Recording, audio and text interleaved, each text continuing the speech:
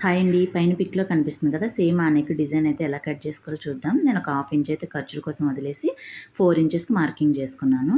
Neck width వచ్చేసి కూడా 4 inches తీసుకున్నాను. రెండిటికి కలిపి ఇట్లా మార్కింగ్ అనేది చేసేసుకొని లోపల సైడ్ నుంచి హాఫ్ ఇంచ్ వరకు ఇలా మార్కింగ్ అనేది చేసేసుకోండి.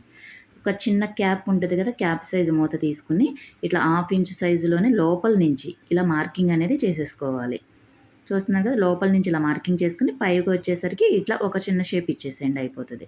కిందకొచ్చేసి 2 ఇంచెస్‌కి మార్కింగ్ చేసుకొని మిడిల్‌లో ఒక మార్కింగ్ అనేది ఒక హాఫ్ ఇంచ్‌లో మార్కింగ్ చేసుకొని ఇట్లా ఒక హాఫ్ దాకా ఇచ్చి ఇట్లా కూజా టైప్ ఉంటది కదా! ఆ టైప్‌లో షేప్ అనేది ఇచ్చేసుకోవాలి.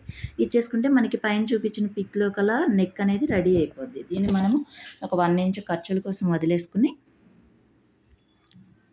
మార్కింగ్ అయితే ఎలా చేసుకున్నామో అలా స్టిప్ అయితే కదలకుండా ఒక పిన్ పెట్టేసుకొని నీట్‌గా కటింగ్ అనేది నీట్‌గా చేసేసుకోండి.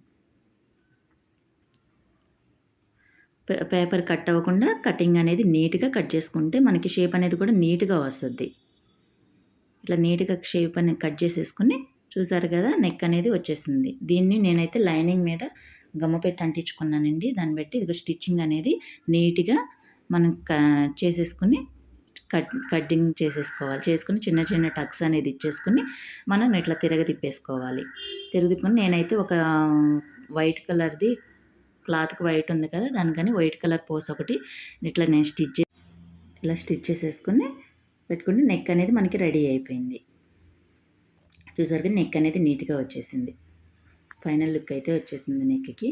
చూసారు కదా! Thank you friends. నా వీడియో కనుక నచ్చితే లైక్ చేయండి.